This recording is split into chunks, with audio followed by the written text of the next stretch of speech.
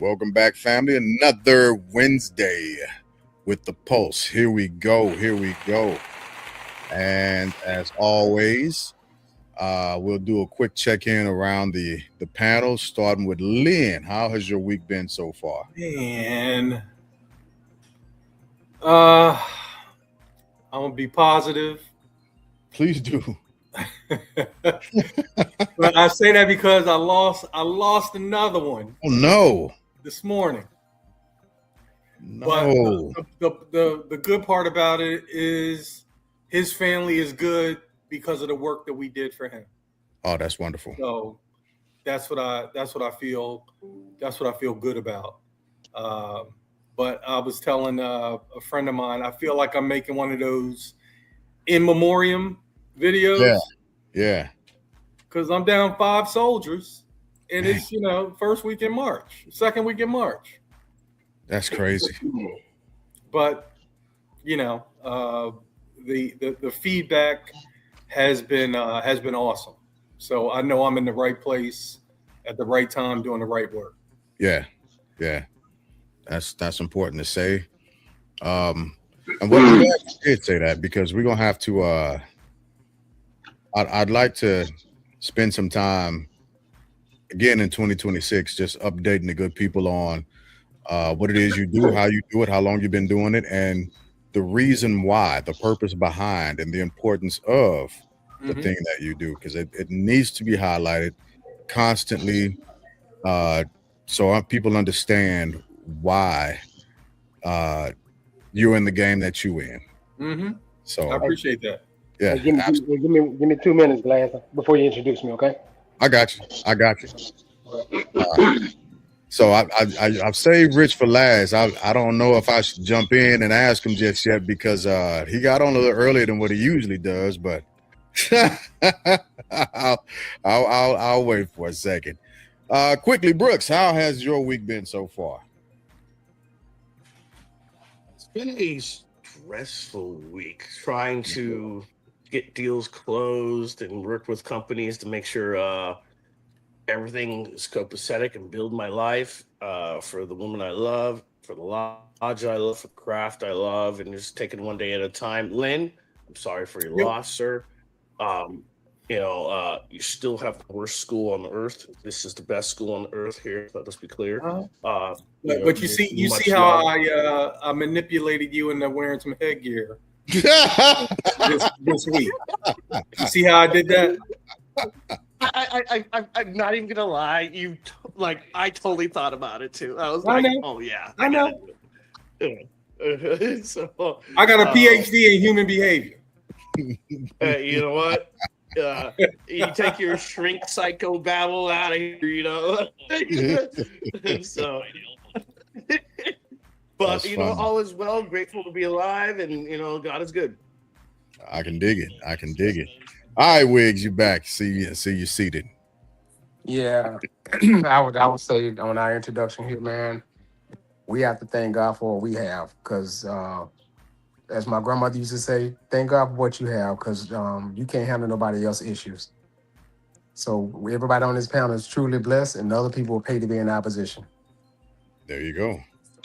There you go. And last but not least, Rich. Let's get to it. Let's get to it. Hopefully, Deuce is able to hop on a little bit later. Um, he got caught up at work. So one of the first things I want to start in on is and you'll see how I tie this in later on. It'll make sense to everybody. Uh, the Save Act, the Voting Rights Act that is once again making its headway uh, through various outlets, right? And we've talked about it a little bit, and I do have the actual document from Congress.gov. I have the bill. In the event there's any clarification that needs to be made about it, and I'll go through the required what it's requiring citizens to have in a bit. But before we do that, I just want to see where you all are with the Save Act, how you feel about it, what you think about it. Is it even actually needed, or is it just another performative stance in our theater of politics right about now? Right. So with that, Lynn, I'll start with you. Where are you at with the SAVE Act? Do we need it? My short answer is no. And I say that because um, I don't see rampant voter fraud. And as a matter of fact, the last few articles I've read on it, it's been with Republicans voting multiple times.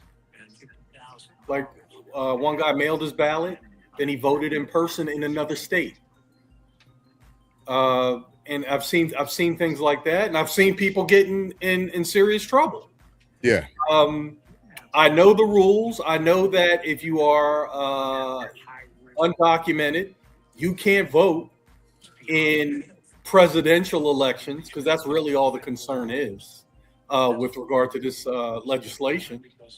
And you guys have heard me say this before. I don't buy into it's going to hurt black folks, because all the black folks I know got ID.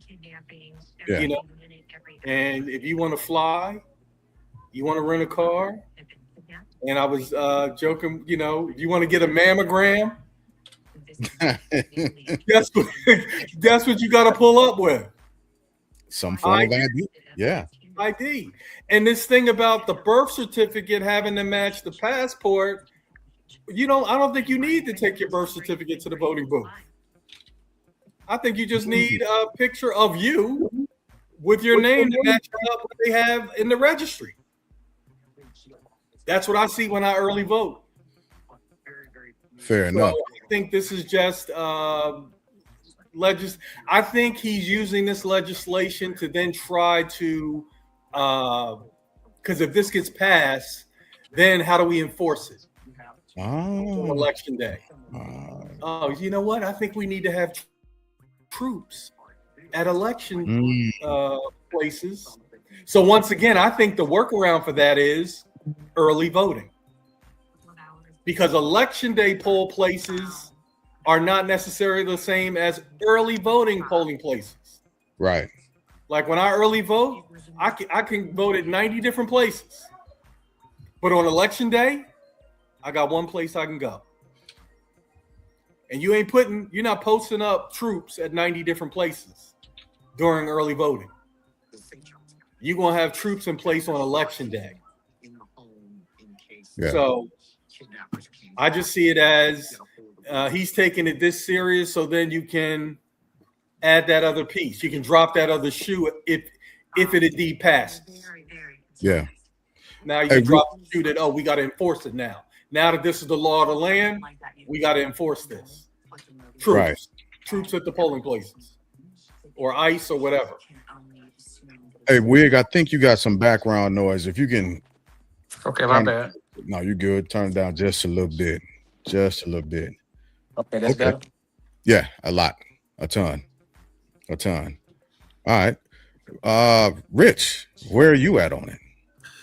I want to see what you pull up and what we read first before I say it. All right. Well, I wanted to try and get ahead just to, if there's anything we got to clarify, but point taken. I understand. Wig, how about you? I think that it's a solution in search of a problem. Wait, say that again? I think that it's a solution in search of. Oh no. Connection drop. He said he thinks there you are. You back. All right, say that one more time. I think that it's a solution in search of a problem. I see. I see. Because at the end of the day, how I see it is take my glasses off. How I see it is that they don't complain when they win. He actually sees the writing on the wall for the midterms. It's not just about the presidential. He has to see the writing on the wall for the midterm. He knows that that he's 9 times out of 10 he's going to be impeached with some of his other cabinet. Okay. So at the end of the day, when, the states that he won, he doesn't have a problem with. The states that he lose, somebody cheated him. So this is a solution in search of a problem. Everybody on this panel knows that if you're undocumented, you can't vote. It ain't like you can go and get food stamps and all that stuff there. And I paid attention to Texas. I don't know who's in Texas on this panel. I'm in I Texas. paid attention to Texas, and I truly believe that the reason Crockett lost is because of the redistricting. Now, let me help you out with that. Crockett lost because people that look like me, there's 1 million of us in Harris County, which is the largest county in Texas. And we didn't come out and vote for her. And she lost by 144,000 votes. Was that the small that was the margin? 144,000, yeah. So Wow. with that being said, do you think that it had anything to do with people showing up to certain places to vote and they had to go somewhere else to vote? That happened in Dallas. That did trip things up. And if that hadn't happened, she may have still won. But the Harris County, if every black person in Harris County that was registered to vote had voted for her, she would have won by a landslide. That's what I was thinking. But at the end of the day, I think it's a solution. She got, I think, 179,000 out of 1 million. Yeah. I just out of 1 million. Wow. We are. Look, I'm gonna tell you, we are the problem. Yeah.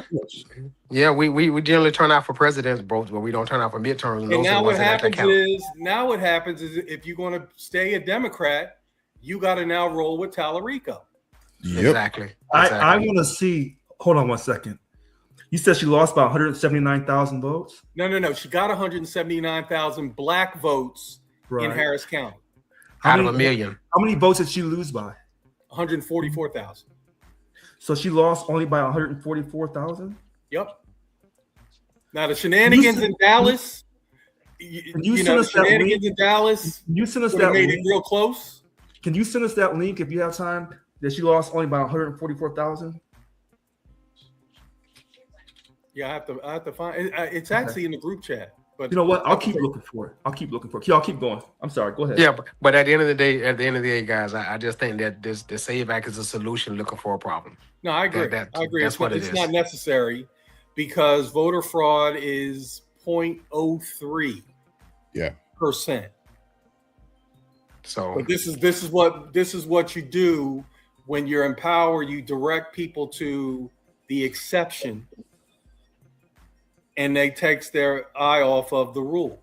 Because they don't want to call it a poll tax, but in reality, it's a 20th century poll tax. Is what it is.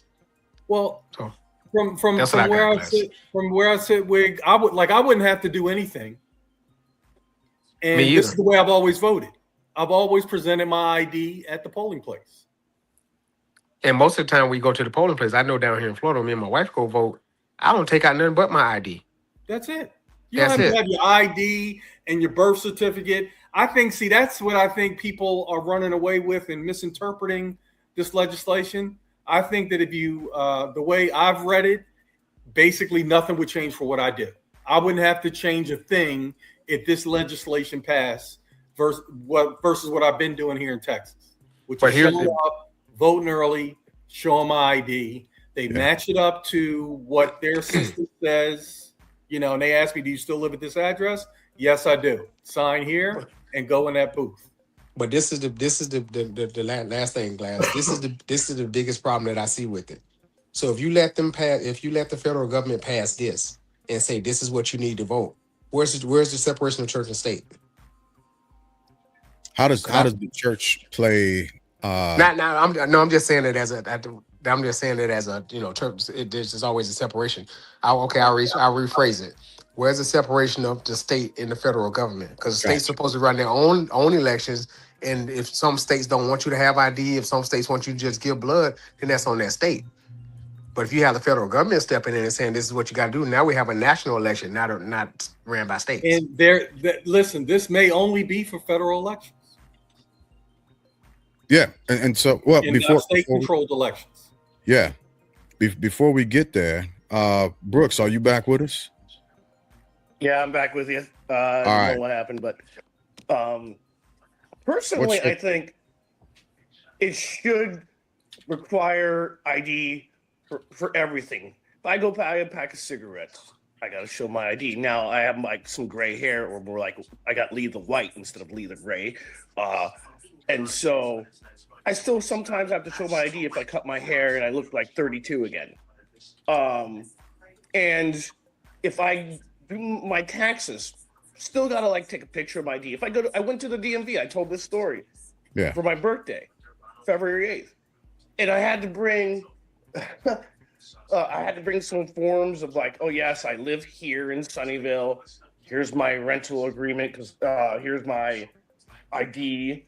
I don't see what the problem is. I don't get why everybody's so up in arms. They're like, oh, we shouldn't show ID. Because you should, right? If we drive, you have to have a driver's license. If you fly now, you have to have a real ID. Like, this is the way of the world now. And suck it up, Buttercup. You know, you got to just do it now and quit complaining. And it's voting. It's not like it's I'm going to go buy, like if you buy alcohol, you still have to show your ID. You're voting for the next leader of either the nation or whatever your state.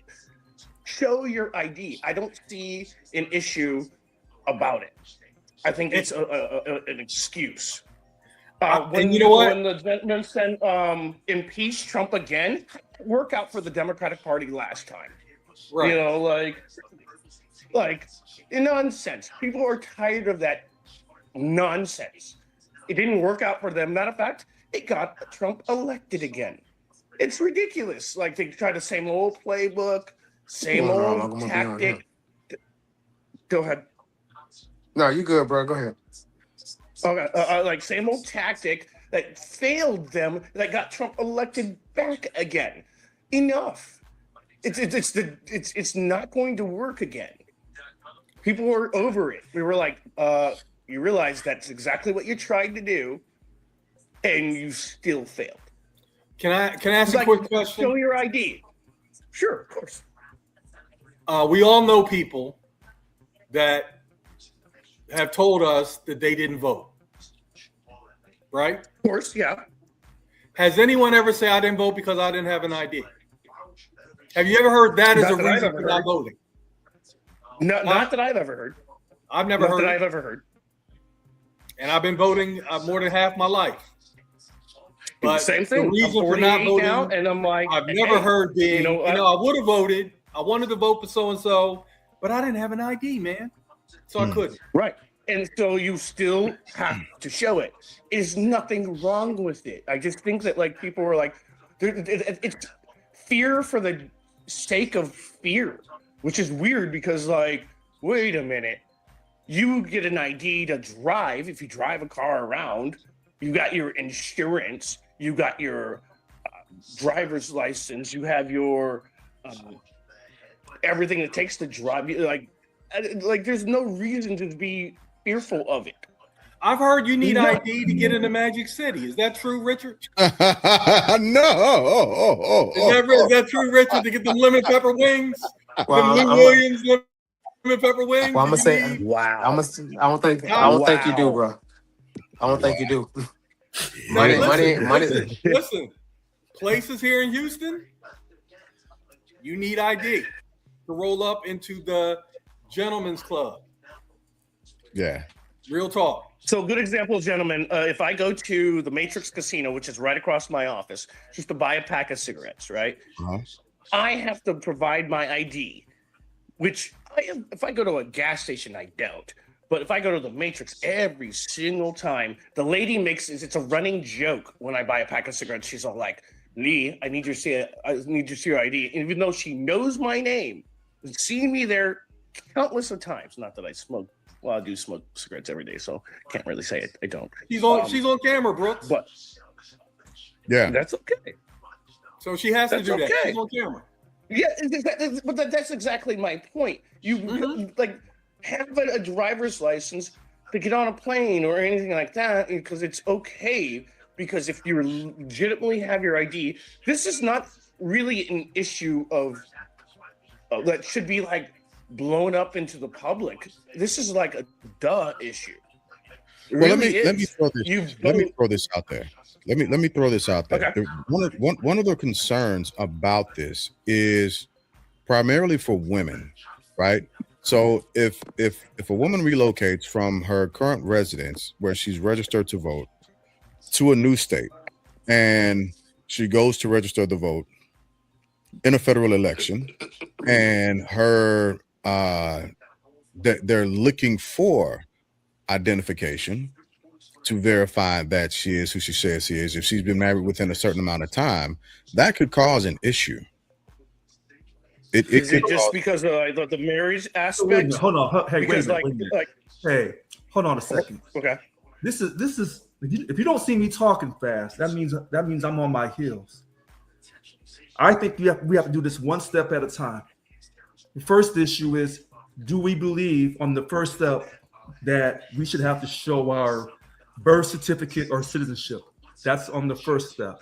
well, we answered that We 2 have- weeks ago. okay. Yeah, we talked about that 2 weeks ago. Whoever's watching this show, to show that we are credible individuals, we should go back to that first step and say, do we think voting in America, as you stated, Mr. Glass, in federal elections, do we have to show, or should we have to show our either birth certificate, which has no picture ID, or your passport, which would have a picture ID?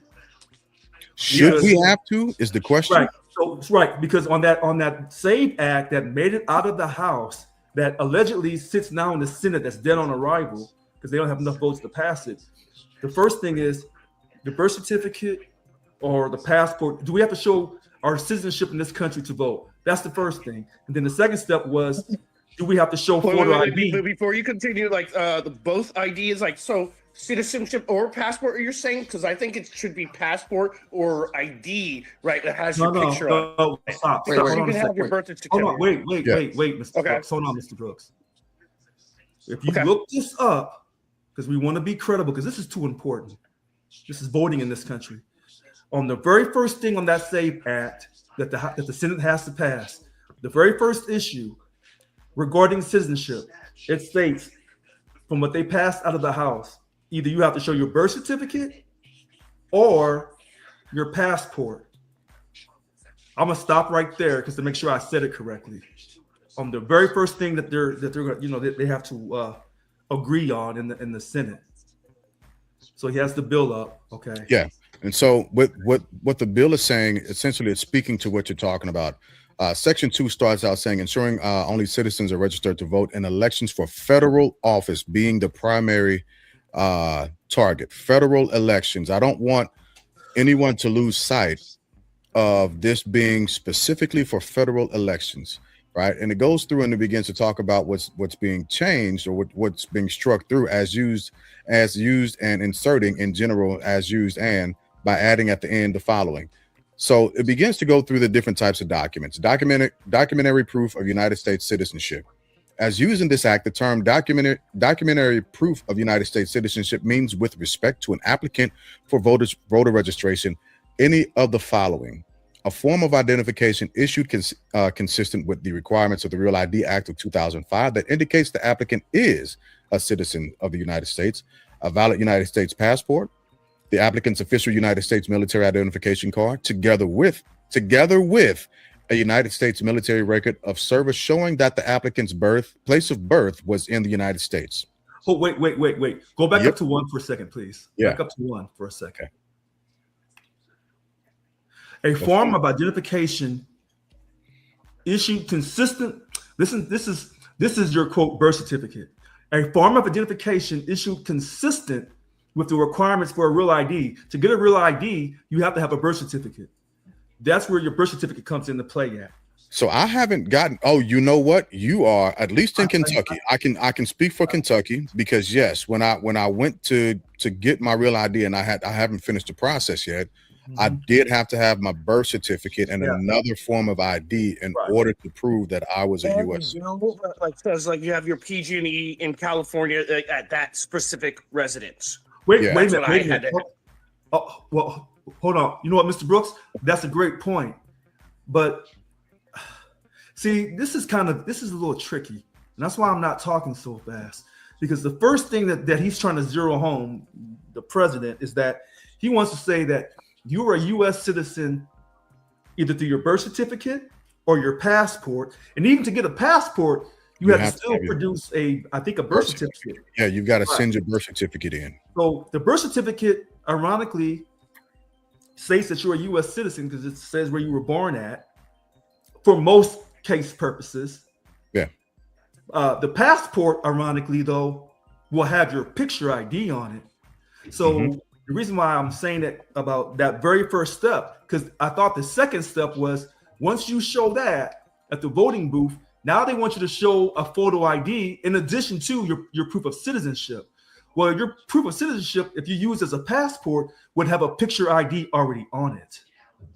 So I kind of thought that was kind of weird, but I agree. I do think that's weird because in order, like you just said, specifically, I just want to make sure that this point is fluid. In order to get outside of having a military issued passport, you have to send your birth certificate, the original, into the post office along with your application, right? And it can't be a photocopy or anything of that nature. It can't be all taped up and stuff. Look, not recently, but I got mine, and that's the process. I did it when I was in California. That's the process I had to take, and I was nervous because I was using my original birth certificate. It wasn't one that I ordered from the state building or anywhere else. It was my original birth certificate, and so it's seen some time, right? And so I was nervous that it would have been torn up and ripped up, but it came back fine. So your passport is a validation of having a birth certificate and being born in the United States of America. And so to have both is a bit of a redundancy. No. You're saying either you can have one or the other. Okay. Right. But even if your birth certificate has some wear and tear, you should always have a second one, a certified one with a raised seal. Well, for the state of Missouri, that's how Missouri does it. For the state of Missouri. And I also still think you're removing the whole bill aspect of a whole residency, PG&E, no, that's the next step. Hold on, Mr. Brooks. That's the next step we're going to get to. Yeah. So we take this in steps. First, we have to show our citizenship. Then we have to show a photo ID. Then we have to be able to prove, like you said, that a bill or something. That's another step. At the voting booth? Hold on. This is why I said, Lynn, this is why I said this is a little tricky. And that's why I said I want him to pull this up. Because when y'all talked about this months ago, I kept going over and over and over. And I was trying not to get confused on what they passed out of the House to get to the Senate. Yeah. Yeah, I don't believe you need proof of a utility bill at the voting booth. I think to get the real ID. I did. Well, okay. Well, then see, that's what you're taking to the voting booth, the real ID. Okay. So you go, you get your real ID, you take that to the voting booth, but you're not taking, like with the problem that they were talking about, Jay Glass, with the women. Yeah. If the woman has a passport or a driver's license, that's a real ID that matches what is there in her voter registration. Keyword. If those two things pair up, if they match, she's fine. And I've lived that too because my wife's name changed 9 years ago. And we've been voting in all those 9 years, and we've never had an issue. So when she got her name changed, it automatically sent that information to voter registration, and voter registration sent a new card for her to the House. Okay. Well, I think you're right, and I think Mr. Brooks is right, because some people, their address and their driver's license is not how they're registered to vote. So I think Mr. Brooks is right too by playing it safe and bringing in a bill in case you think what they ask here in Texas is, are you still living at so and so address? Right. And you say yes or no. Yeah. But I think both of you are right, because what both of you are saying is we're not gonna give anyone any excuse to deny us. So both of you are playing it really safe and going down the line so there's no confusion. And I think that's great. But here's the question though. We're doing all this because of voter fraud. You beat me to the punch. You beat me to the punch because yes, this provision. So this is the actual update, right? Since January of 2026. The bottom line behind this, right? The bottom line up front is to ensure only American citizens are voting in our federal elections. Now, to Lynn's point prior, the margin of undocumented or people who have made a mistake or fictitious or fraudulent voting or anything of that nature is so negligible that it wouldn't have any actual effect on an outcome at the federal level regardless. Medicare would love to have that fraud rate. The federal Yeah. level, but there have been literally documented counts of people who are not living, they're not with us anymore. God rest Sure. their souls. And so again, Who even live- with that being said, the amount of quote unquote voter fraud, right? And it has to, you got to get nailed, you got to drill down to the specifics of what happened in each case. But the amount 100%. in totality, even if it's a person who's no longer with us, if it's a person who because this was a case out in California, if it's a person who registered their dog to be able to vote, right? Taking all of this into consideration, the amount of voter fraud, right? Putting all of that under the banner of voter fraud is so negligible It's fractional. So that it still would move the change in the federal election. hold on a second. Wait a minute. Uh, This is where I'm gonna have to agree. I'm agreeing with everybody tonight because it's tricky. left my notebook upstairs. I was teaching my son And I math. think Mr. Brooks is making a valid point, but I also know that you're making a valid point too about is it enough fraud to really matter? Here's what I would say: if one person voted illegally, that's enough.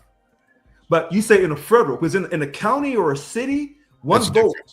or a state that can change. In Sure. a federal, well, hold on. In a federal, it should not happen like that. Here's where I think Mr. Wig is getting at.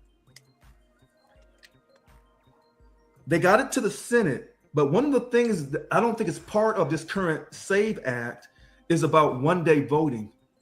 Because if you stop, I think stop the mail ballot. I'm not sure if that's part of this SAVE Act for the Senate. I think it is. I think that's in there too. Okay, so we'll have to keep reading about that one, the stop the mail ballot and one-day voting. Because if that's the case, then Mr. Wig is making a great point. That's going to hinder. Who would that hinder the most? People in inner cities. Look, if you're going to take away my early voting, then you got to make Election Day a holiday. But here's the thing though. This is one thing that they did that I didn't like. So if you do mail-in voting, you go to mail your vote in. Normally, when you take it to the post office, they stamp it right there. You're good to go. Yep. But they changed it to say, okay, no, that Yep. it doesn't get stamped received until it gets to the processing center. Oh, it's worse than that, Wig. It may not. That's what always gets you. It Right. may not be postmarked Well, right away. wait. Some cases it is. So Some cases it isn't. So now it's a gamble. So in that case, when we talk about the SAVE Act, that's why I say it's a solution in search of a problem. Because if we're looking at it in that sense, how are we not trying to disenfranchise people from voting? Well, wait, let's go back to that one-day voting and stopping mail-in ballots. I want to see what that says here about each state. No, you had to go back up for a second, where it said that the states who allow early voting. Wait a minute. Yeah. Give me 1 second. Okay. Right here. In the So case of a state just which permits let me make sure that I show where we're Okay. reading. So this Gotcha. is presenting proof of United States citizenship to election official.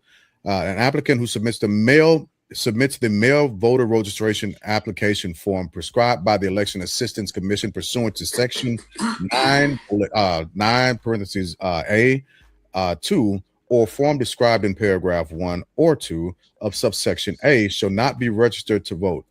Shall not be registered to vote in an election for federal office unless the applicant presents documentary proof of the United States citizen in person to the office of the appropriate election official no later than the deadline provided by state law for the receipt of a completed voter registration application for the election, or in the case of a state which permits an individual to register to vote in an election for federal office at a polling place on the day of the election and on any day when voting, including early voting, is permitted for the election, the applicant presents documentary proof of United States citizenship to the appropriate election official at the polling place no later than the date of the election.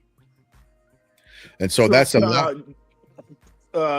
Sir Glass, can we go around the room and ask where each other are in each state and like what rules are there, so that way we know what each state, where at least represented on this call, their rules are. So that, sure. So I'm in Texas. Texas. Me and Mr. Brooks is in California. Yeah, so we got Texas, California, Florida, and Kentucky. Right. So those are the three states. California, you bring your ID, right? A fellow other Californian. I'm not a Californian. I refuse to say that I am. I'm an Ohioan. But like I play on their team. I'm not from their town.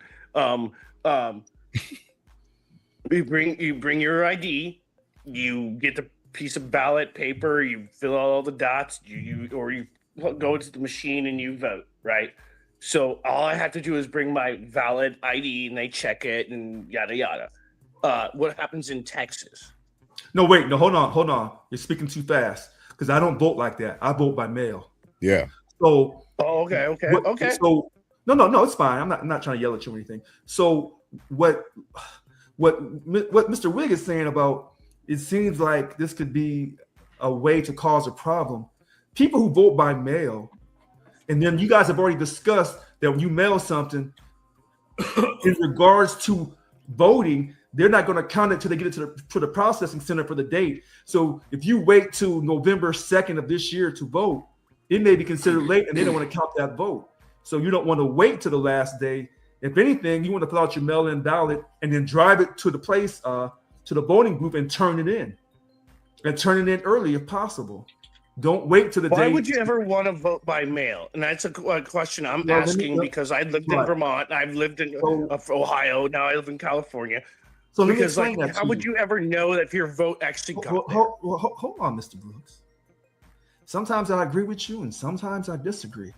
Number one, in the state of California, they want everyone to vote. When you vote by mail, they'll send you an email saying, we got your vote. We got your mail ballot as of this date. And then when they count your vote, they say, as of this date, we counted your vote. That's transparency. That's fantastic for the state of California on that aspect. I vote by mail. That's exactly what I was saying. I needed to hear that. But let me tell you the rest of the reason why I vote by mail. I vote by mail because I photocopy my vote. The envelope, my signature on the envelope, how I voted, and now I got a transparent record for life. So I can't come on here and yell at Lynn and say, well, Lynn, how did you vote? Unless I can show verbatim, like he said, Crockett lost by 144,145, and you know I was looking it up, and he's absolutely right. So I can show you verbatim from 2012 up to now how I voted in every general and special election, off year and even year, every time. Okay. So, and by doing that, when I ask these congressmen to show me how they vote, or I ask a leader to show me how they voted for something, how can I ask you, Mr. Brooks, to show me how you voted for something unless I can verify my own mouth? But that's why I'd go into we're at. Are you taking pictures? Are you taking pictures of how you voted? Brother Glass knows that we go and I think you, James, correct me if I'm wrong. We voted at our lodge, which we have voting polls there, right? And I show my ID, easy, beautiful, breezy cover girl kind of style. Do you have an email folder? But Mr. Brooks, if you ask me, one more time. If you ask me, Mr. Brooks, did you really vote for Obama in 2012? I can go back into my email folder and pull out that entire ballot from 2012 and show you where I voted for President Obama. And then I can show you where I voted for Bernie Sanders in the primary later years down the road. And I can show you where I voted for Democrats, Republicans, Independents, and Green Party. So I can verify my mouth when I say I am not attached. I don't give one party all my votes. It's for verification. So when you go in that voting booth, I don't know how you voted. You could tell me you voted for Kamala Harris. I don't know if you did or not because you can't show me the picture of how you voted. Oh, but like I can tell you as a friend, for Mr. Glass, Brother Glass, I can tell him as a brother. No. And I don't believe in lying to my brothers. Like I can just say, hey, this is why I voted for this person. This is why I voted for that person. You know what? If we become friends, please. I can tell you truthfully, like, what I voted for in what year. I lived in Vermont. But I lived in Ohio and I lived in California. I think I've made a smile around America about my life experience, about like super far liberal and then super far like Republican and then super far liberal again in a different way. And I think that's important because like you've got to see like I love politics. I love it because like you realize that like there are really different people everywhere and you got to learn from them. And everybody has such a different ideology of things. There's a reason why Ohio has the most U.S. presidents ever. Think about it. Because it's the heart of it all. But Mr. Brooks, it's the heart of it all. Mr. Brooks, yes, sir. If you can't show me in writing what you did, I don't care how much you tell me what you did. When I show you in writing what I did, it's kind of like a woman saying, Richard, you say that you love me. Until I have a piece of paper with your name, my name, and we're married together, it don't mean shit. So you're saying because I didn't meet you 20 years ago and like I voted for somebody, what I said doesn't matter? Because dude, I can't prove that you did that. Listen to this. In the founding of this country, when the Europeans came over here, when the Native Americans did not have land treaty or land titles for their land because they said all the land belongs to the creator, the Europeans said, well, if you ain't got no land title, I'm going to take this land from you with my musket and I'm going to title it and say it's mine. In this country, if you don't you're really saying because like I didn't know you until this year, or like we're developing. You ain't never lied. Then you're saying because I didn't know you, all my votes because you can get to question because like my non-experience and according to you. No. I think we're running away from the actual subject. We are. But no, wait a minute. Wait. Here's the quick thing about this. The only thing that bothers me is about if he eliminates mail-in ballots. Because a lot of people like me are photocopying how they vote. So we can tell you how we voted. I don't have to say, well, I voted for this. I don't know how President Trump won. I believe the exception is disabled or elderly. Well, I don't think they're going to go away totally. It's going to be disability, which you have to prove. But I think it's up. Wait a minute. If we go back up here, it's left up to the state on how they want to do the mail-in ballot, I thought. Well, let me read it. Each state shall, in consultation with the Election Assistance Commission, ensure that reasonable accommodations are made to allow an individual with a disability who submits the mail voter registration application form prescribed by the Election Assistance Commission pursuant to subsection yada yada yada. The form described in paragraph 1 and 2 of subsection presents documentary proof of United States citizenship to the appropriate election official. Right. So that's pretty much saying the same thing. They still got to show some form of proof that they're disabled. That they can't make it out. So it's there's nothing in this that, like Lynn was saying, is going to make me change the way that I vote. It's not. You know what? Here's a statement I want to make real quick. I want this to pass so it can become the law of the land so that when they lose, this is no longer fraud is off the table. This is what we have to do. Because this only happens when you lose. This Can is you only, say who's they? huh? Republicans. Republican. Democrats or Republicans? No, Can you say Republican. who? I have yet to see I think a Democratic. that is why your Hold on, university Brooks. of Hold on, Brooks. Let him finish. USC, and that's why Ohio State. You're going to lose this argument, sir. I'm Hold not on. making I an like argument. you. You're a good I'm not Hold on, here dude. to argue. Like you're a good dude. You're going to lose this. I'm Hold not on, here Brooks. to You're going to argue. lose this. I Brooks, think they're going to that's- lose. argue. Brooks, it's not that's not the argument that he's trying to make. I'm saying pass the damn law so fraud is off the chessboard. yeah. That's what I I'm agree. saying. 100%. That's No, what I'm saying. I understand But the pivot the that you want person to get. complaining about voter fraud at the highest level right now is a Republican. Is that fact or fiction? That's 100% fact. All right, then I didn't lose a thing, bro. Yeah. No, And so- I give you guff in an affectionate way of like, about USC, even though I don't really like USC. But I'm telling you, like, I think the Democrats are going to lose this argument. It's a stupid argument to fucking fight for. Pardon my language. It's a dumb argument. It's really not an argument. It's really not an argument, and here's why. And I understand what you think. The reason why is because right now national polling is showing the Republicans down. National polling, and that's the fact of the situation right now, right? You've got more Democrats that are actually pushing like tenured Republicans out of seats than normal. There are more red territories that are beginning to turn blue than normal, and there's a reason for that. And that reason is what I'm about to pivot to after I ask this question. Would the SAVE Act actually end up changing any votes for the midterms? So I'm going to go back to the mail thing. I'm looking at another side. I think we read that wrong. The bill says it would prohibit accepting a mail registration as complete unless the applicant presents proof of citizenship in person to an election office, meaning a mailed application. Meaning a mailed application without an in-person follow-up would not register the voter.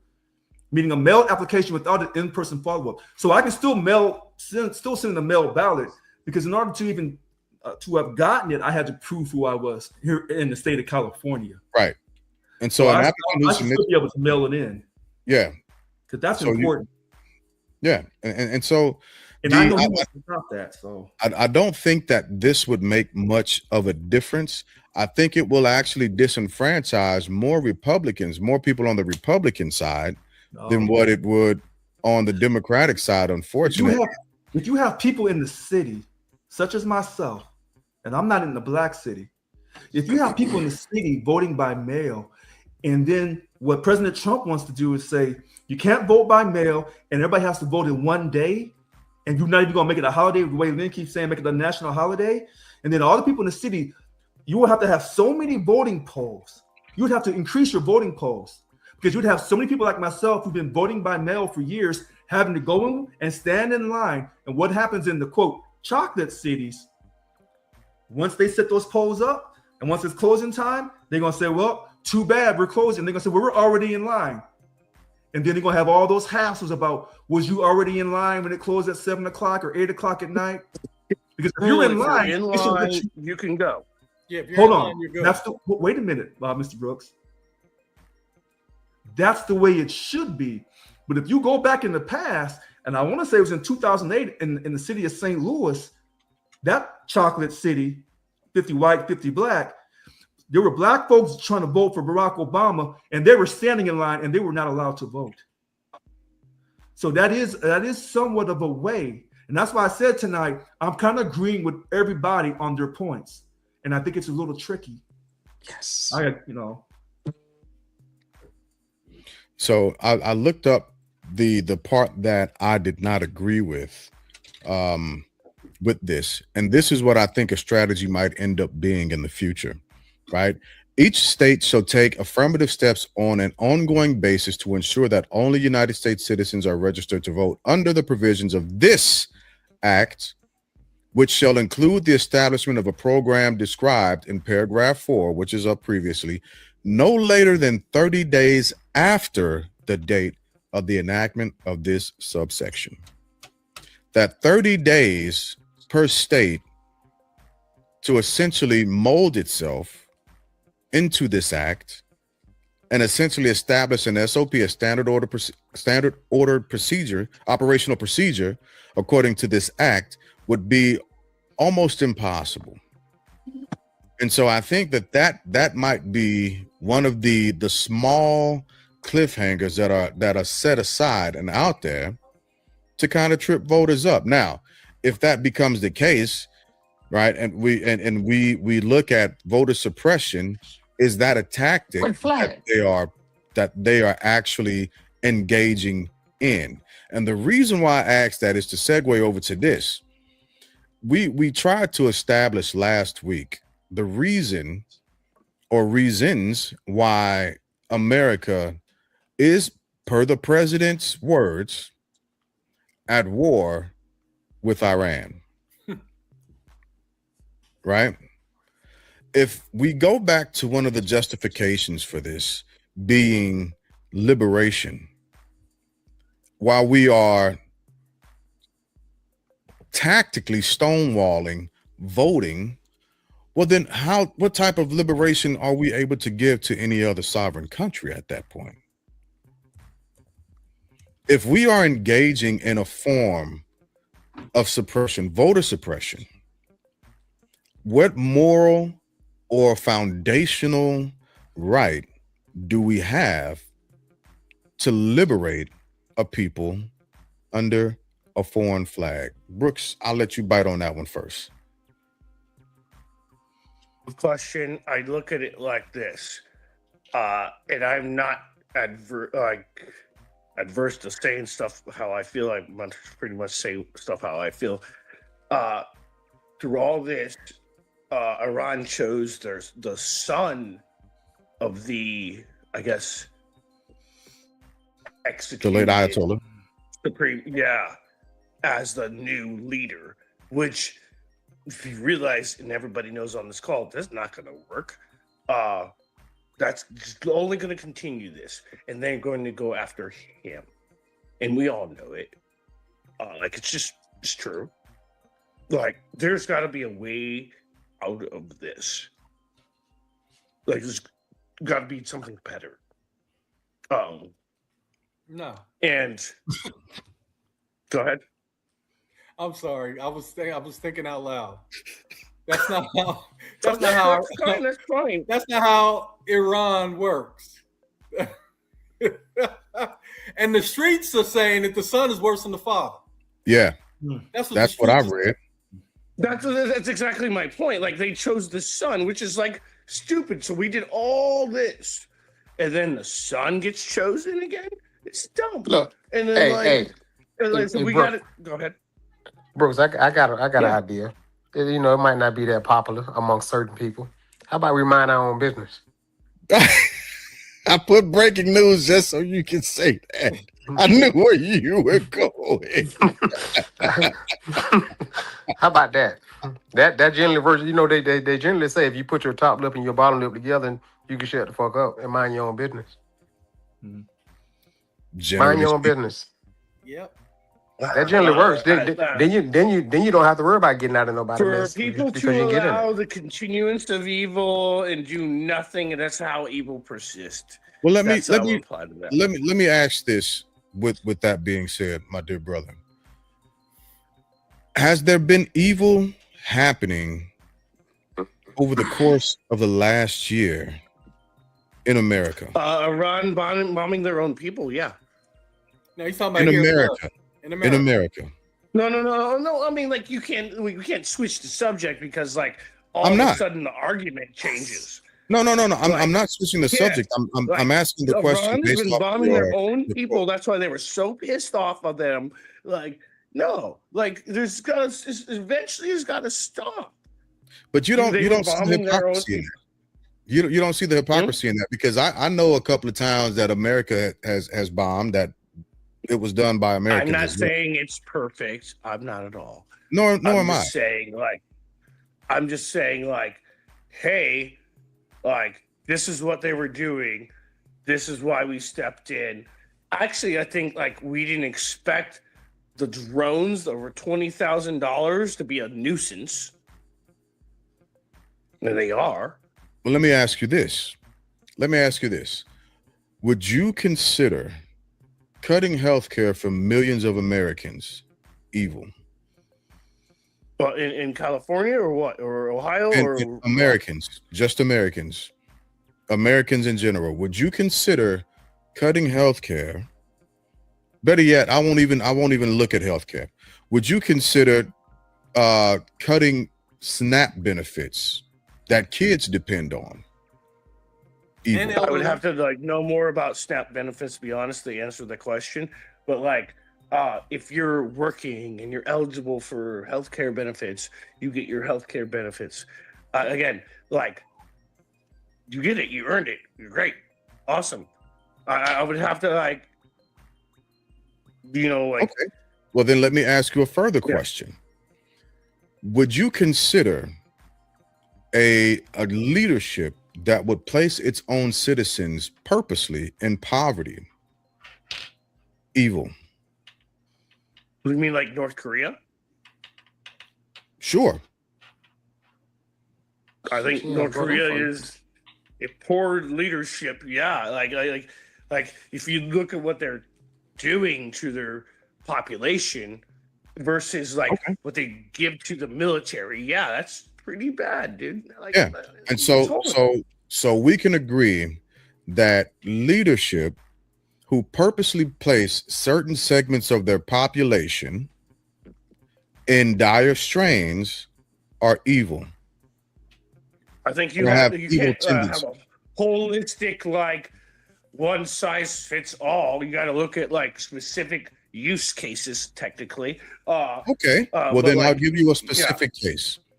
Would you consider a federal and local government that cooperates with the federal government who purposely sprays their town with carcinogens evil? I don't know where you're referring to. Doesn't matter where. Would you consider that action from that government evil? So, Iowa, my friends from Iowa, where they spray the crops and everything like that. No, I'm not talking about crops. Wait. I'm answering your question. Okay. Some of my friends from Iowa hate it, right? They're like, we don't want you to spray air or crop dust, in the beginning of Independence Day, right? Where the grandfather was a drunk and he sprayed the wrong field, and where they're supposed to take care of everything, right? If the spray was supposed to be for X field, okay. But I wouldn't say that, because the old grandpa in the movie sprayed the wrong field. But let's get back to my question. Would you say I thought I answered it pretty that you didn't listen to what I'm saying?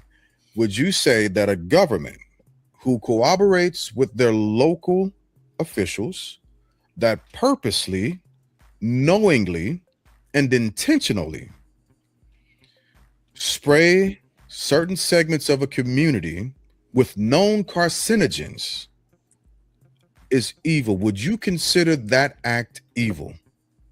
You would have to say who, where, I'm not going to say and who. I wouldn't say that.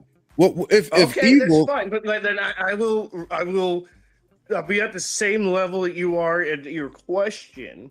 Okay. And be because otherwise I wouldn't know in context to what you're asking. That is the context. That's the full context. That's literally the full context. My bro, I get it, but again, I wouldn't say unless I know who, specific, what. I'm not going to say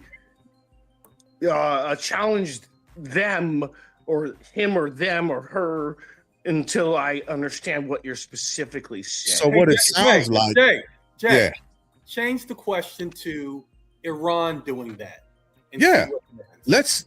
Thank you, Lynn. That's a perfect example. Let's say that the previous Ayatollah knowingly went into Tehran and knowingly and purposely sprayed their population with known carcinogens, simply observed the actions of these individuals over multiple decades, as well as family members, to see how it would affect them. Would you consider How realistic Iran? is that? Like, Tehran to Hey, Jay, can I saying- take a crack at it? Iran? Yeah, wait. You No, asked no, me no, a no, question. Mr. Let me Brooks, finish, Mr. please. Brooks, Mr. Brooks. Here's a yes or no question. Would you consider No. the I'm Ayatollah- smart would you enough to consider like the actually Ayatollah have a killing voice? 30,000 protesters evil? Right. Yes or Yes. no? Ayatollah killing 30,000 protesters is absolutely evil. There we go. That's what I'm saying. You see the problem there, Jay? Yeah, because It now has to be we're dealing. Iran. Yeah, Iran is doing it. No, It's that's evil. actually because now Brother Glass asked me. It was like a I know. hypothetical for I a know. different government. it So wasn't a you can't hypothetical. I spin just it cut to the into facts. a specific. You're know. incorrect to spin it into a. So I let me know. finish, please. Yeah. What That I'm was a yes or saying no question. is like, stop it. Let me finish. It was yes or no. That's where it stops. No, it's not.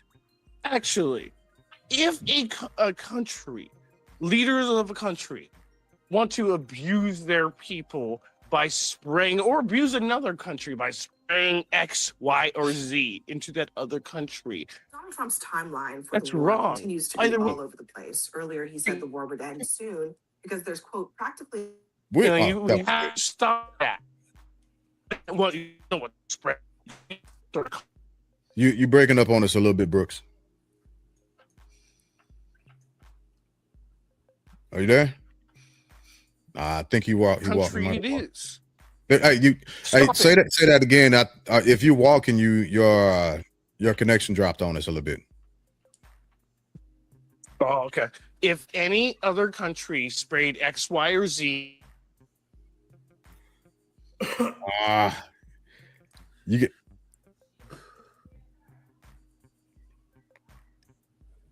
He's not back yet. Y, or 'Cause Z I- country. All right, No. if not you're moving around, your signal is dropping because we couldn't hear what you were saying. Oh, okay. That's why you just got to I'm answer coming yes back. or Hey, no. guys. I'm walking back to near my place. Can you guys hear me now? Yes. Okay. Right. If any country sprays X, Y, or Z compound into any other country, and it's ill-willed or poor and negligent, like horrible for the either earth or the environment, the air, or the people, or the water, no, you got to stop that. That's just not okay. You literally have to stop that, because then you could look at like future generations of like being poisoned. When Is it evil? my friend talked to me about Chernobyl, and he was from the area, 100% it's evil. That was the question. Yeah, you got to was the stop question. that. You can't have it. That was the question. Yeah, and so by that definition, America Yeah, should you have got- somebody you got- come. But by that definition, America should have someone come and intervene between its people and its government, because we're not liberated.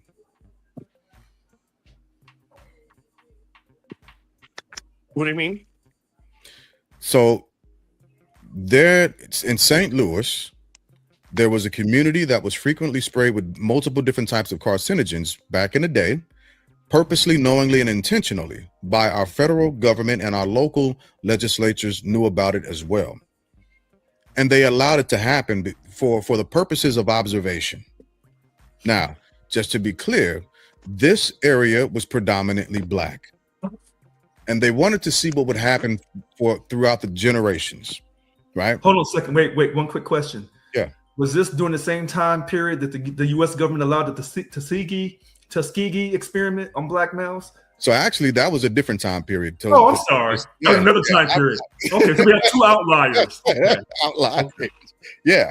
And so what I'm trying to make the correlation with is Americans become so, and this isn't directed at you, Brooks, but Americans become morally fulfilled, like morally pompous when talking about quote unquote liberation of another country.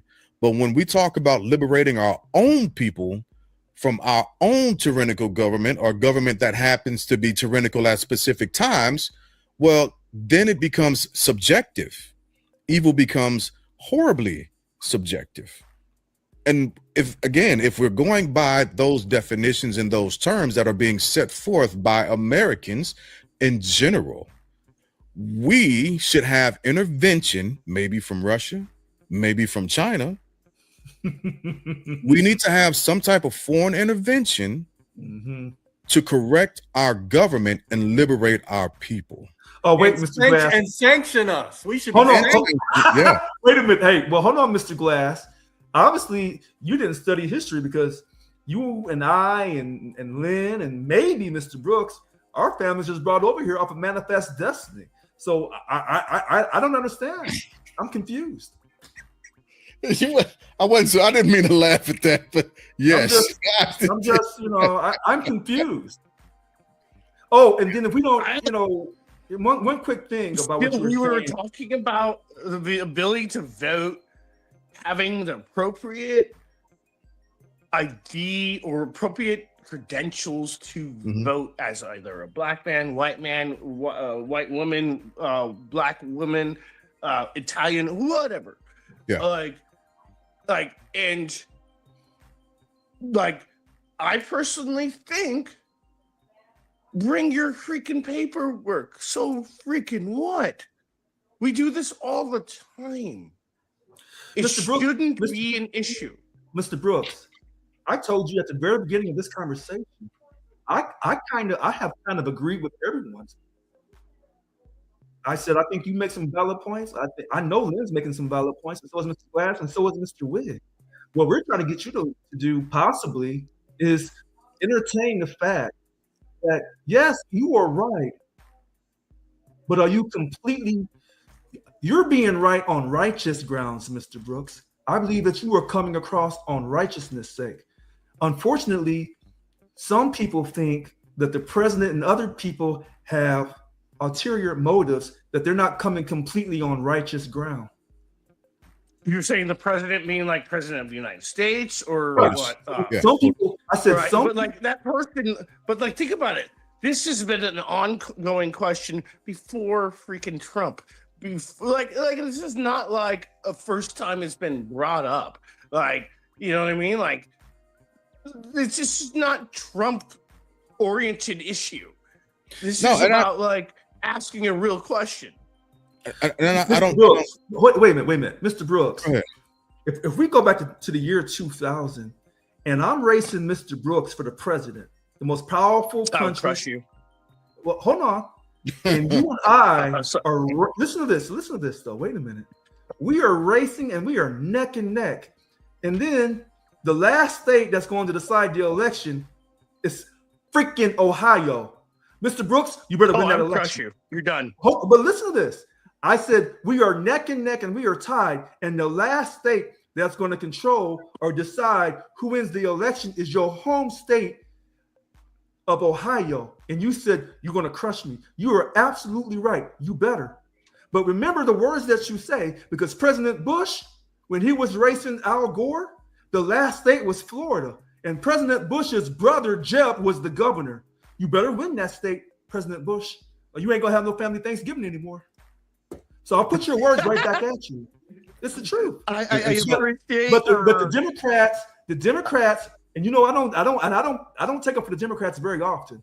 But the Democrats in that election said, look, some funny stuff happened. We are really upset about this, but we're going to this is Al Gore. We're going to take the high road. He didn't tell his friends, go on down to the Capitol and we're going to act a fool. He didn't do any of that. Yikes. So when we have to go back, when we have to listen, look at history.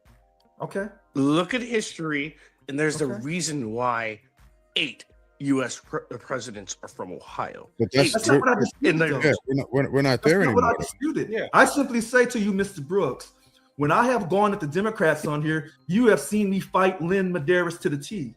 But on this particular aspect, he's not completely wrong, and you're not completely right. I think it's kind of nuanced, and that's a word that no one ever hears me say. It's a nuanced I agree situation. with you. Like I agree with you. I only give Mr.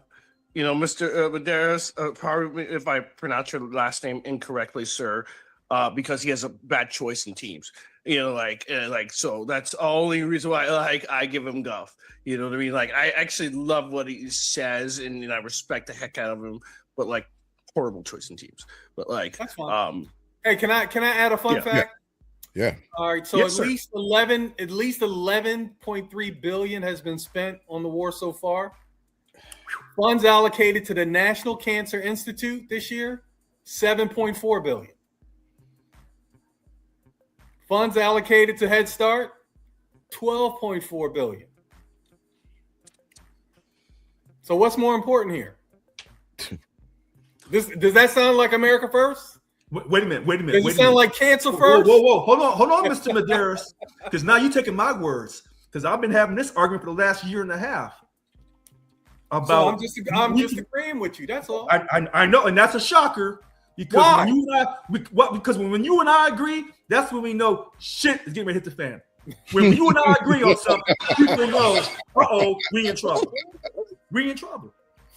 So and we are. I think this voting thing is a very touchy issue for a lot of people because Mr. Brooks he's not completely wrong.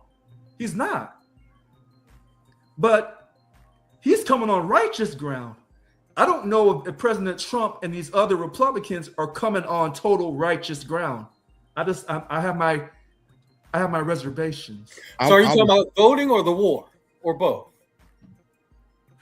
I'm not even going to talk about the war because because I want to say that. Okay. Because here's the thing. One quick thing about that war situation.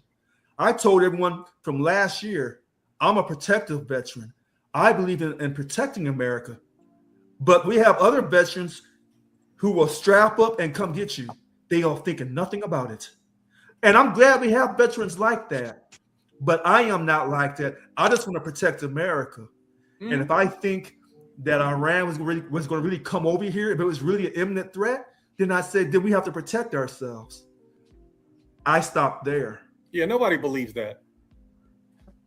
I don't even think he believes it. Look, I won't say nobody because I've seen people that believe that that Iran was going to bomb us. That Iran was going to come and get us sooner or later. I'm talking about were they going to come and get us this year? They believe that it was coming. I tell you what. Here's what I do know is coming, and it happened in the next 20 years. Anybody who works in a state or federal building. Anybody who works on those high rises making all that money, enjoy it while you can. Because I can guarantee you, if you go over there and bomb the bad people in Iran, if you don't clean out that whole country, somebody's child is coming back for you. Yep. Now, and we don't want to be taken off. So we'll simply say, unalive. I think that's the professional word that they use, unalive. We're going to say murdered, killed, and all that other stuff. Right. We don't say that. We say unalive. It's going to be what it's going to be. Yeah, but unfortunately, when you go after somebody and you say, we're just going to take the bad people out and then we're going to let the good people remain, that's not how it works. Richard, do you get charged in a court of law of unaliving or murdering? In the court of law is murder. Right. Yeah. Unalive that is not court of law vocab. Well, I see all the podcasters, they use all the unalive stuff, so they've been told we ain't them. Yeah. And that's because Mr. Glass is getting one day. You see this shirt? Okay. Hey, come on, St. Louis. One day, it's that time. One day, this podcast will be huge. So, hey, one day this podcast is going to be huge, and everything we say is going to get brought back. It will. I wanted to go viral. I want everything, and murder is the word. It is because, and I understand I understand why people do that, right? Because a lot It of ain't people, unhoused. It's homeless. yeah, a lot of people are making their money off of social media, and there's a lot of people on social media who weren't born in the 80s and before, right? And a lot of people who weren't born in the 80s and before are soft. Hell, I'll even through 95, 95 and back, right? They have to, they can't hear stuff. Like, so what? If it's murder, it's murder. If someone's gay, they're gay, right? If it's a trans person that wants to be referred to as a woman, she, right? These things are real. So just playing around with words have meaning and words have power. They absolutely do. And when people begin to move the target and, hey, you hurt my feelings. Well, I'm not responsible for your feelings. You are. Right. That's what you. Well, hold on. Wait a minute. I'm old enough to remember when sex change operation was a word. So Right. Hey, check Right? this out. It's funny. It's funny that we say that because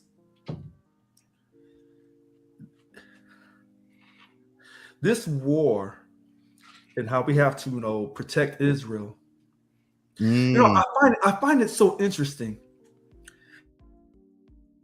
Certain people say again, never again. We must never forget. Those people get respect.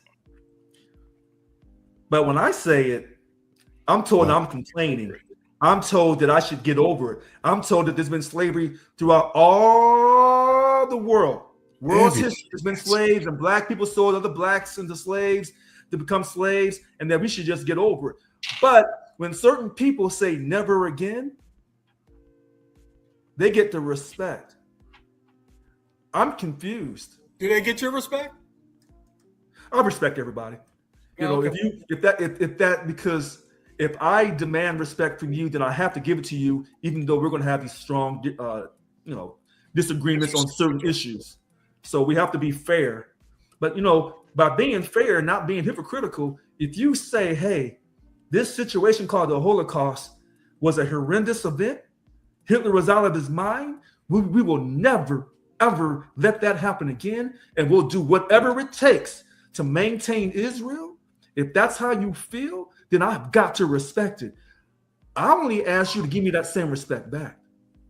When I talked about the slavery of the Africans that were brought to America, you give me that same intensity, that same respect, that same love. But I don't think you can. So are you saying that Jewish people are not giving you your... No. I'm just saying people in general, when they say that with the Holocaust, because it happened, it was a great tragedy. Yeah, but only Jews are saying never again. No, I've heard some whites say that too. Oh, unless you're saying that Jews are white people. I'm confused. Well, look, I had the pleasure or opportunity to work for American Jews and Israeli Jews. Oh, okay. And I never heard a WASP say never again with passion like they gave a damn. Well, the way they say it with their passion is when they accept money from Jewish lobbyists. Okay. That's how they say it. That's how they say it. Well, speaking of our Jewish brothers and sisters, I just want to also point this out for the general American public who might not know this fact and just want Iran to be nuked, right? You all do understand and realize that Iran houses the second largest community of Jewish people in the Middle East, right? No, I didn't know that. Absolutely, they do. They absolutely do. Those folks, I'm 110% sure. I can believe that because the country is so darn big.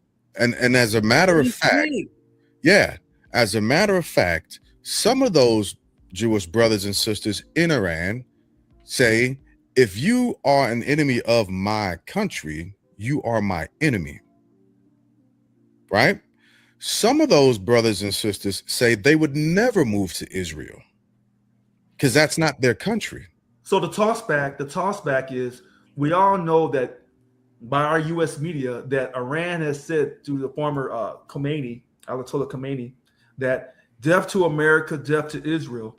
What some people don't know is a few of the right-wing Israeli Jews has also said death to Iran. So it's, I think it's a little nuanced in a sense on that. Because I'm not defending Israel except for Hamas. Because if someone comes and grabs your people, you have to respond. Sure. And so now, if Hamas got manipulated and got hustled and tricked into just crossing over there and grabbing some people, well, that's on you, Hamas. That's on you. Yeah. So I'm glad you said that, because I want to make sure I make this statement also. I think Iran are bad. I think it's bad and a bad actor. Right. I think its leadership are bad. It's full of bad actors. That's the bottom line. Right. I just wanted to make sure I said that. And I also want Americans to understand and know that when you're talking about going in there, and I'm not even talking about the school of children that were killed. I'm not talking about that. But when you're talking about just going in and wiping all of Iran out, you're also talking about the Jewish brothers and sisters that have claimed that place to be home as well. I don't want us to lose sight. And I have not heard the mainstream media talk about the Jews in Iran. I have not heard that. And you probably won't. So themselves. I want to go back to a second. So I sent the link to myself. I didn't send it to the group chat. It talked about all the times that the U.S. government has helped overthrow other countries, change regimes. Yeah. And this is documented. Mm-hmm. So the hypocrisy, the one thing about me, I do not ever want to be accused of being a hypocrite. So when we try to go and tell other countries what they can have and what they can't have, but yet you let one country try to tell us what we can have and what we can't have, we would throw a fit. So we have exalted ourselves as the world's leader. And then we can tell you if you can have nuclear weapons or not. And I said this last year, any country that can develop their own nuclear weapon can control their natural resources and control their destiny. If you don't have a nuclear weapon, you can't control anything, because the country that has a nuclear weapon will come and take your country from you. So when we say, "Oh, Iran, we can't let you get a nuclear weapon," well, that's funny because Israel has a nuclear weapon. Oh man, you beat me to it. Go ahead. Not only does Israel have nuclear weapons, but they will not get themselves registered on the world stage. They won't give you the details. Nope. They won't give you the details. They will not enter into any contracts that they said they would. They will not abide by anybody's rules on earth when it comes to their nuclear programs. But I sent this joke to the chat probably last week, but it always makes me laugh. So the joke goes, well, why did you invade Iran? And the guy says, because they had nukes. He said, well, why won't you invade Russia? Yeah, I see that. Because they got nukes. Yes, they got nukes. Oh, so they got nukes. So why don't you go over there? Oh, I ain't going over there. They got nukes. Right. So one of them countries got for real nukes, and then one Iran for play nukes. Remember, President Trump said Iran was trying to develop their nuclear program. Where's that? Their capability. And so last summer in, I think, June or July, we bombed it and destroyed everything. But then somebody else said they got it deeper in the ground, so you didn't destroy everything. So now he said we have to go back to make sure, because Jared and Stephen, this is exact words. Jared and Stephen said that there was some possibility that they was really going to do something, so we had to act. But I thought it was for the liberation of the Iranian people. Yeah, I thought it was because that too. We were days away from attacking us. That too. All that. Yeah. All that? Yeah. So the liberation of the Iranian people, imminent attack, allegedly. We don't want regime change, but we want Khomeini out. Oh, wait. Oh, there's a midterm coming in November, so I got to move now. By the way, I did look up a little further. I did dig a little deeper into emergency powers for the president during elections, and no, the president still cannot stop midterm elections. I'm telling you, he's gonna watch a few more episodes of Star Wars, or he's gonna be like, Yeah. you know what? I can do this. Yeah. I can You know become what? the Supreme You know what? Chancellor. As much as I want to disagree with Lynn on this, I can't. I can't either. I can't disagree. He's already listen, and I this is where the buck stops with me, and this is the honest truth, right? My honest opinion. I don't blame President Trump for much of anything that he's doing. I don't. I can't. A child will only do what the parent allows them. And the Supreme Court already said he could do whatever he wanted to, just about. Yep. And they walked away from it. If blame has to be, if we have to point a finger at a group or body or person, it's the Supreme Court. It's not President Trump doing what he's doing because he's been given the ability. A child is going to eat as much candy as they want to, and their stomachs are going to hurt, right? But they're going to do it anyway because they don't have, nobody's disciplining them and said, hey, listen, no. I still say, because I'm a fair broker, I'm not for Trump, I'm not anti-Trump. It depends on the issue. But I want to go back to that Iraq war.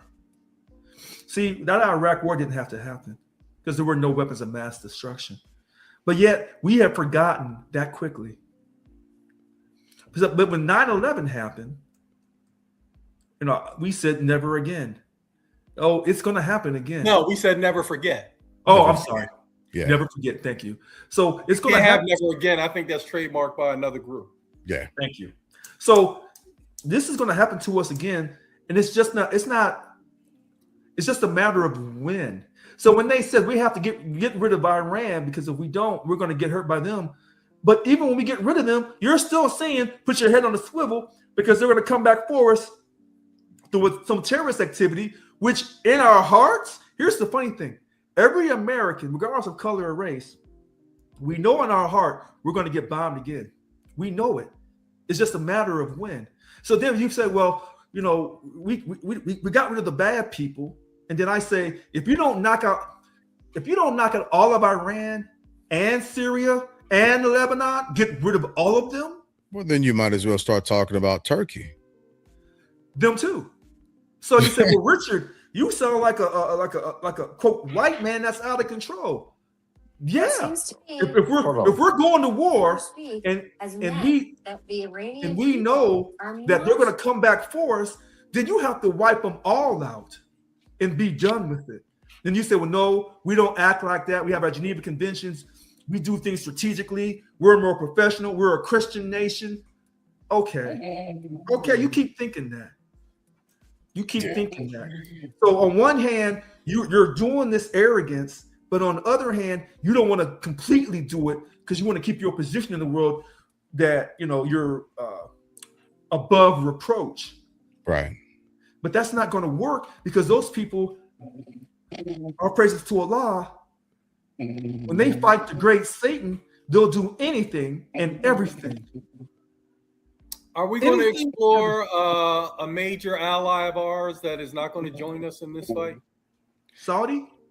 So no, the UK is out. Spain is out. I don't blame them. France. They have their own problems already. Canada is out. Wig, you got to jump in there. I know you want to say something. Go ahead. No, I'm doing a lot of listening tonight. The fact that we would even consider wiping out these different countries versus dealing with the people, to me, this is my opinion, versus dealing with the people that actually do most of the harm over there. They drop the most bombs on most of the countries over there. So we don't want to deal with that one. We'll deal with everybody else. You know who bullies don't stand up to? Other bullies. Other bullies. Other bullies. They give them their own corner of the classroom to bully. They never cross those boundaries. But then we also say we have some people that are saying, well, this is not a war, this is not a war. So if we're not even gonna worry about 9/11, if let's say something happened in this country and they know it came from Iran, the first thing that we would do in this country is they declare war on us. Correct. Because when we say war, are we saying in the noun or in the adjective? Oh, That's what I was saying. Because Congress declares war in the noun, but when Right, president, but it won't take Congress no time to go declare war on that one right there. correct, you're correct. Yeah, but my thing is, I don't want to see us over in Iran. But if you're going to go over there, then you got to knock it all out. In fact, when we went to Iraq, I told my Iraqi friend, I said, we shouldn't go over there. But if we're over there dealing with Iraq, then get rid of Iran too. Because you're over there spending the money, get your money's worth. So if Tyrone goes in the club and says, well, I don't like Lynn, so I'm going to try to shoot Lynn in the club. And Lynn's in the club with like 25 other Lynn's, all wearing the same color. You better shoot them all. You better shoot them all. I got you. We got to get to around the horn. Man, there's a lot that I really did. Oh, rig back. Okay. Yeah. My connection was bad, so I dropped myself and came back. I had a lot of background noise. I meant, but yeah, that's where I'm at with that, guys. I'm sorry I dropped off like that, but no, you good. You can't be hypocrites. At the end of the day, you can't invite one dictator over here and roll out the red carpet for him, and then tell another regime that they're bad. Now, I ain't saying Iran is good. They're not good at the end of the day, but you got to be consistent. Yeah. So let me. You don't. You can't bring Saudi Arabia to the White House when they were part of when their country was part of 9/11. Yeah. And they have just as bad. They treat women just as bad in Saudi Arabia. So what are we doing here? Not to mention having people. Anyway, I don't even want to go too far into that. But yeah, let me switch this over to around the horn because I gotta go check on some things. And no, I cannot go first on around the horn. Brooks, we'll put you up first. You still here with us? Can you hear me? Yeah. Brooks, you there?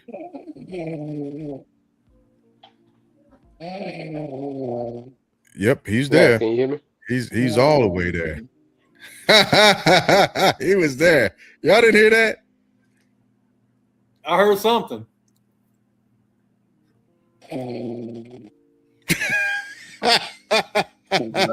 Is he counting sheep? He counting them hard too. That brother had a long day at work today. He said it was tough, and I believe him. We'll put you up first for a round. Oh man, Wig done froze up on us again.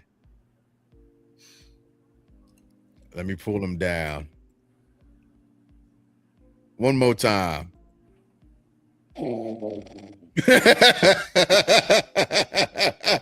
That's a hard-working brother right there.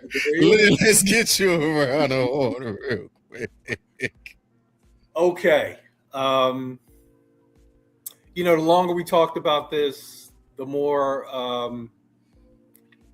resolve I have for, just pass it. Now I know in the political arena, the Democrats feel like they have a leg to stand on, which to some degree they do, but they're making it an issue over the exception and not over the rule. When we were talking about the Jasmine Crockett situation, I'm like, 800,000 people that looked like Jasmine that could have voted for her didn't bother. How many? And what I don't know, maybe one day I'll look this quote to my life. So I'll attribute the quote to myself. What you care about gets done. If you care about voting, you're going to jump through all the hoops you got to do to vote.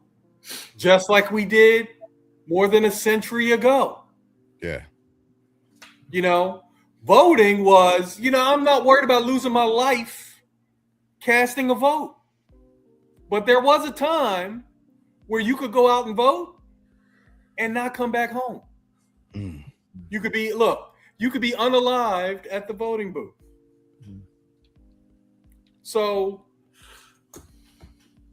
I also know, being in the business that I'm in, fraud is everywhere in the world of insurance. You name the insurance, fraud is baked in. Fraud is baked into your premium. So whenever you have an opportunity to eliminate fraud, I think you should do it. So if the SAVE Act it takes it from 0.3 down to 0.0, let's do it so we can get that off the table and we can get that excuse and reasoning out of here. Because Donald Trump, you lost in 2020. I believe you lost because you went up against a white man. I believe the ones that you won, you only won because you went up against women. That's what I believe. Nothing that no one tells me is going to change that belief. That's mine. And I believe if he had gone up against a man this time, he would have lost again. But because we have a problem in our country with regard to sexism. We have a sexism problem here. We have a racism problem here.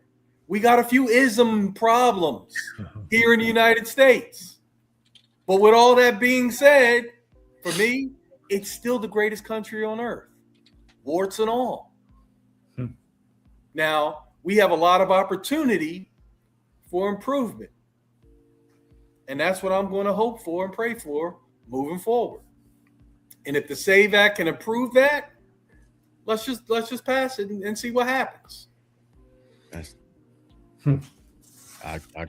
hard to argue against that one. Rich. Well, today's March 11th, 2026. I have to agree with Mr. Medeiros.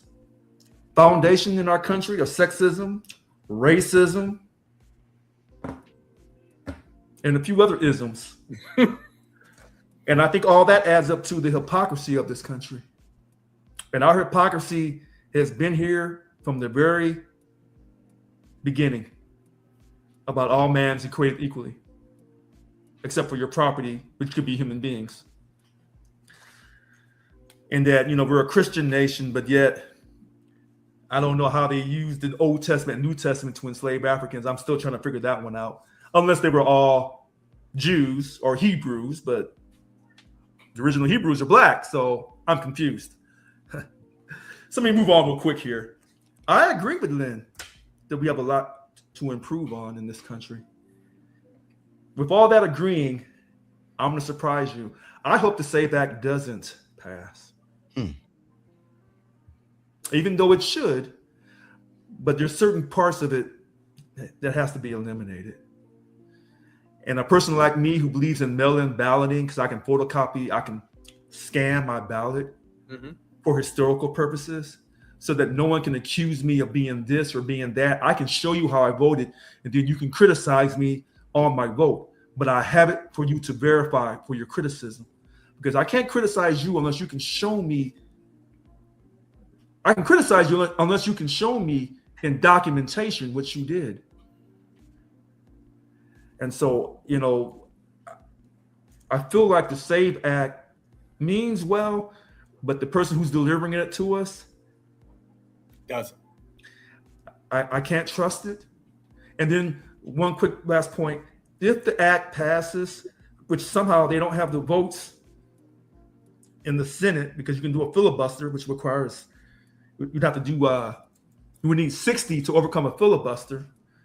And the Senator Majority Leader Thune says, we don't have it. And if those Democrats break down and give into it, this is the one thing Democrats can't really give in on, because that voting towards in reference to the black community is so consequential. They can't give in on this one. If you want to upset black folks, you give in on this one. You won't see them for the next several elections. So I hope it doesn't pass. But if it does, then I'll take the required steps, because as Lynn says, what you feel passionate about, you take the steps to get it done, regardless of the consequences. And I strongly agree with that. Thank you very much. Oh man, I just flipped my camera on TikTok to show the viewers what's happening. But I'll flip it back on me. So you both hit the nail on the head when it comes to the actual reason why I pulled up the SAVE Act or Iranian War, a plan for the midterms, right?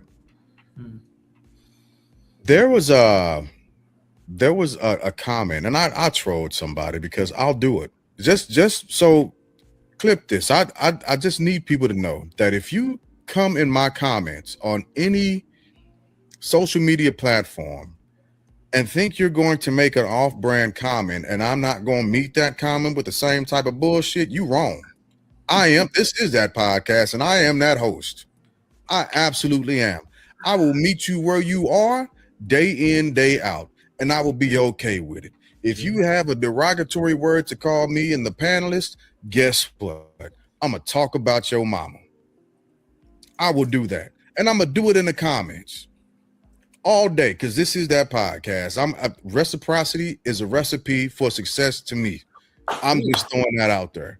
And if somebody has something stupid, I'm curious. What was the so hook us up. the comment, and this is why I like people who half-heartedly listen, kind of just jump in the comments to try and sound strong, do something to me. So the comment was,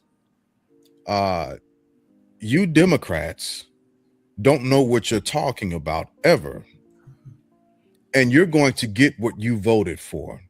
And I sat back and I had to think about the absurdity of that comment when you voted for a felon and thought a felon wouldn't do felonious shit. Gas prices are up. Bread, milk, cheese are up. The economy is spiraling out of control. 92,000 jobs last month. And he continued to say, I hope what you get what you voted for. Is this what your dumb ass voted for? Is this what you voted for? And I told him, I was like, first off, I'm not a Democrat. I'm an independent. But even if I was a Democrat at this point, what you're telling me is that you knew better and voted for better, and this is your result, and this is what you consider better. I hope you got what you voted for. I had said that a while ago. I want them to get all of this. I want them to get, the penny is gone. I want them to get all of the bankruptcy that he's done to his companies. I want them to feel every last inch of pressure. I hope they get what they voted for.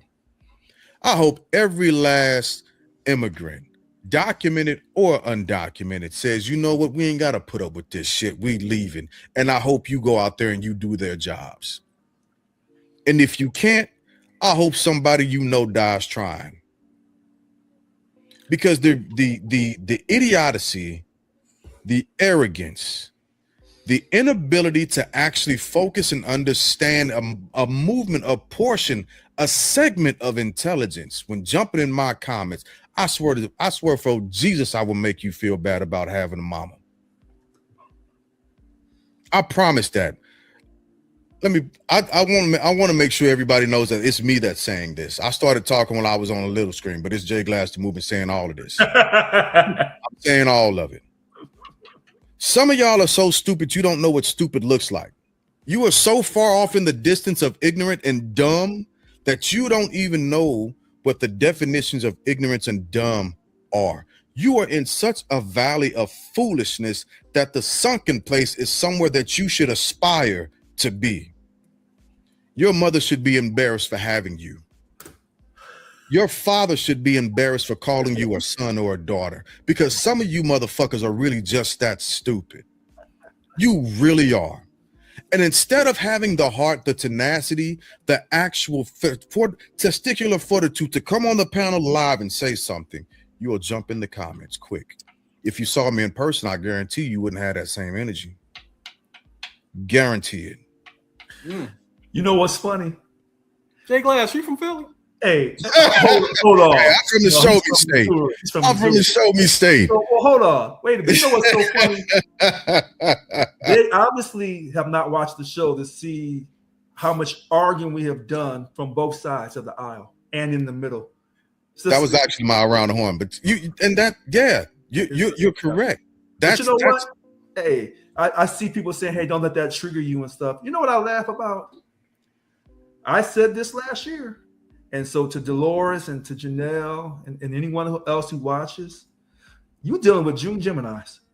If you think for 1 second, and Trump's a June Gemini, if you think for 1 second you can walk up on here and say something to us and think that we're gonna let it slide, you don't know a June Gemini. Gemini. Yeah, I'm gonna catch it. You will catch it. That's why we get into it so bad, because we're really the same person in 3 heads walking around. Like these folks, they kill me with that. Like, yeah. Again, it's the same people that would never come on the platform, and I invite everybody to come on. And again, who have clearly not heard us interact with each other, because we don't always agree, but we hash it out and we do it on purpose. But for somebody to just sit back and think that I'm not going to say something to you, I'll say something to your mama. But listen, I know. Say something to your grandma. Listen to this. I know people may think, because sometimes the views are bashing Trump. I don't bash him, because I say when I agree with him and when I disagree with him. And that's why I've always said, when we talk about this individual, because the only other president that makes people so emotional is Barack Obama. And his tan suit. Not in the tan suit. He should have been impeached for that tan suit. Listen, the Clinton, the Bushes, Reagan, Nixon. Now all JFK, wore tan suits. Hold on, JFK. That's different. But outside of JFK, it's only Obama and Trump that make people just come out and show out, whether they're from the left. Look, Biden had people getting their back up in those Biden years. Yeah, but he had people. I saw trucks here in Texas that had Biden painted on the lift gate. Wait a minute, Texas. That's Texas. Yeah, Texas. Wow. Texas is different, right?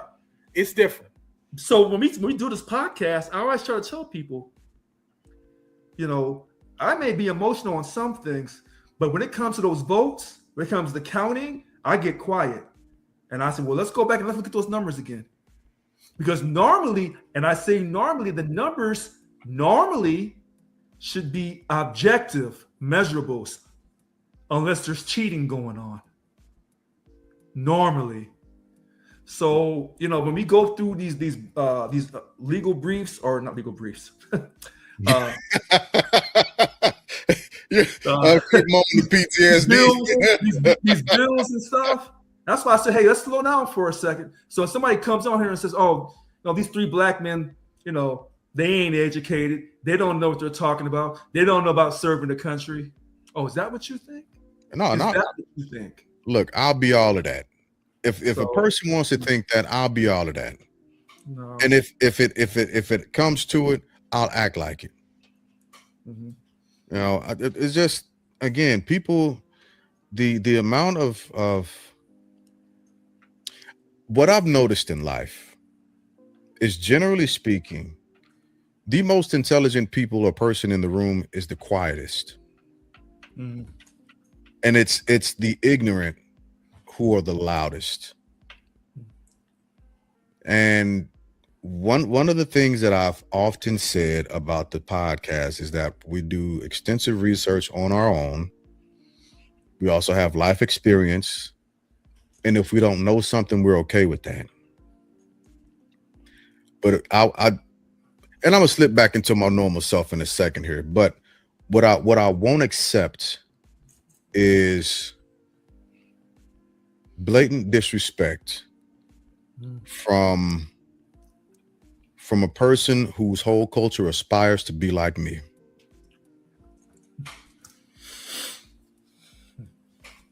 So everybody's always welcome. Everybody will always be welcome. And if the shoe don't fit, it don't fit. If it don't apply, let it fly for the people that'll hear this in the future. But if this is the thing that pisses you off that you hear me saying, well, then I meant it. And you should take it personal. All the way. 2 tears in a bucket, as we used to say. Take it personal all the way. Anyway, I got to get off of this thing before St. Louis come out. Exactly. So with that being said, I absolutely appreciate all y'all for hanging out with us. You could have been anywhere else in the room, but you decided to hang with us. God bless and good night. All right.